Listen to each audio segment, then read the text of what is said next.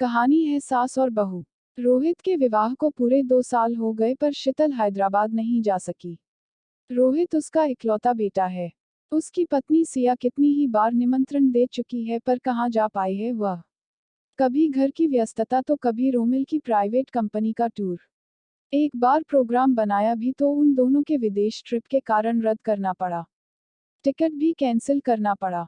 दोनों ही विदेशी कंपनी में साथ काम करते हैं। अक्सर बाहर जाते ही रहते हैं। शादी के बाद हनीमून मनाने में 1 महीना निकल गया। कहाँ ये दोनों बहू के पास रह पाए। सच में शीतल को अपनी बहू से ठीक से परिचय भी नहीं हो पाया है। सिर्फ 1-2 दिन ही साथ बिताए हैं। फोन पर बात कर लेना ही भला कोई परिचय हुआ। कुछ दिन उसके साथ रहे, तब कुछ बात बने, कुछ उसकी सुने और कुछ अपनी कहे। खैर चलो 2 साल बाद ही सही। अब तो रोमिल ने पटना से हैदराबाद का रिजर्वेशन भी करा लिया है। रोहित के विवाह की वर्षगांठ जो है, शीतल शॉपिंग में व्यस्त है। लड्डू मठरी और गुझिया बनाने में लगी है। ये सब रोहित को बहुत पसंद हैं। अब सिया को क्या पसंद है यह रोहित से पूछकर बना लेगी। वह भी खुश हो जाएगी। सभी सामान पैक हो गए हैं। थोड़ी देर में चलना है। मन खुशियों से भरा है। रोमिल आएंगे तो आते ही जल्दी मचा देंगे। इसलिए सामान को बाहर निकालना शीतल ने शुरू कर दिया। स्टेशन आने पर पता चला कि गाड़ी समय पर पहुंच रही है। जानकर राहत मिली। ट्रेन आने पर कुली ने सारा सामान सेट कर दिया। अटेंडेंट कंबल, चादर, तकिया आदि दे गया। शीतल को अब थकावट महसूस हो रही थी।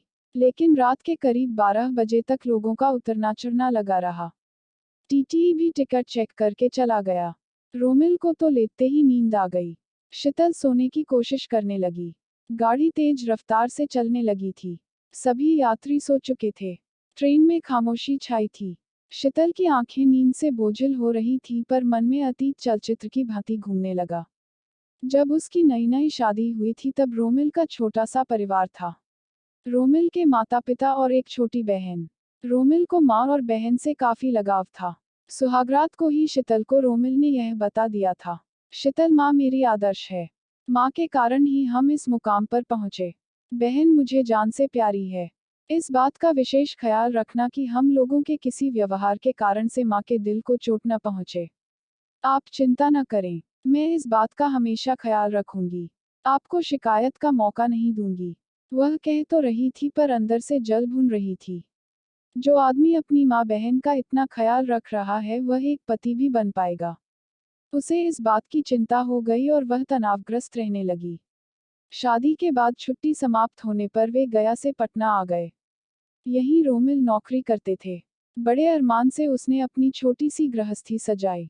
देखो, माँ को यह सामान यहाँ रखा हुआ पसंद नहीं आएगा। इसको उस जगह पर रखो। माँ को जिस कलर की साड़ी पसंद है वही पहनना। सामान सजाने की कला माँ से सीख लेना। हाँ, सलाद भी सजाना माँ से सीख लेना। ये सब सुनकर शीतल खींच उठती और जानबूझकर वही करती जो रोमिल मना करते। पापा के देहांत के बाद माँ अक्सर इन लोगों के साथ ही पटना में रहने लगी। ये लोग भी घर कम ही जा पाते थे। रोमिल की टीका टिप्पणी से शीतल को सास का आना बोझ लगने लगा। उनका आना शीतल को कभी अच्छा नहीं लगा और उनसे चिढ़ सी होने लगी। मन में सोचती, ये बार बार क्यों चली आती है। घर पर भी तो रह सकती है। शीतल को उनकी उपस्थिति बर्दाश्त नहीं होती जबकि माँ के आने से रोमिल के उत्साह का अंत नहीं रहता। आने के हफ्तों पहले से तैयारी होती और रसोई घर माँ की पसंद की चीजों से भर जाता।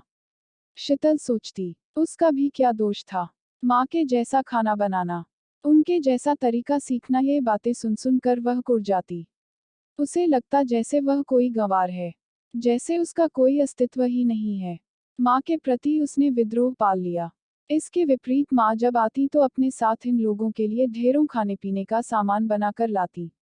अभी भी आती हैं तो लेकर आती है पर शीतल को उन चीजों में कोई दिलचस्पी नहीं रहती। उसका तो यही प्रयास रहता है कि माँ जल्दी से जल्दी उसके घर से चली जाएं। शीतल रोमिल को बहाना बनाकर घर से बाहर ले जाती और बाहर ही खाना खाकर देर रात को लौटती। माँ इंतजार ही करती रह जाती।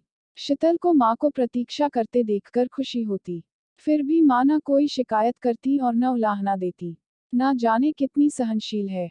उल्टा वे एक दिन रोमिल से कहने लगी, रोमिल, बहू को कभी फिल्म दिखाने भी ले जाया कर। यही तो इसके घूमने फिरने के दिन है। अभी भी वे उन्हें घूमने भेज देती और पीछे से घर के सारे काम कर लेती।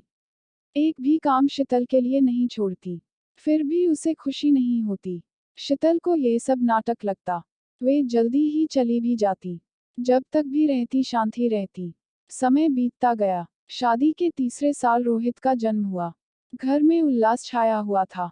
खासकर माँ की खुशी का तो ठिकाना नहीं था। फोन से अनेक प्रकार की हिदायतें दे रही थी।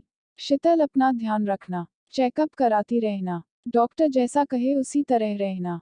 रोमिल को भी हिदायत देती, बहू का ख्याल रखना। उसके बाद तो रोहित को देखने और खिलाने के लिए बार बार आने लगी।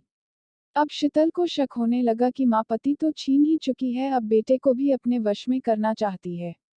शीतल बहाने बनाकर रोहित को माँ से दूर रखना चाहती थी, पर जिद करके वह उन्हीं के पास चला जाता। दादी से पोते को अलग करना शीतल को मुश्किल हो जाता। रोमिल को इस सब का पता नहीं रहता क्योंकि माँ शीतल की शिकायत नहीं करती। अब शीतल ने माँ बेटे के रिश्ते को भी खराब करना चाहा। रोमिल पूछते, शीतल बाथरूम क्यों गंदा है? धीरे से बोल देती, माँ ने बाहर से आकर पैर धोए हैं। शीतल बिजली का बिल इतना ज्यादा क्यों आया? शीतल सब माँ के मत्थे मर देती। एक दिन रोमिल गुस्सा होकर बोले, ना जाने माँ को क्या हो गया है, इतनी कठोर सास बन गई है। फिर शीतल ही रोमिल को शांत किया करती। छोटी ननंद सीमा शादी के बाद पहली बार अपने भतीजे को देखने और माँ से मिलने उसके घर आई।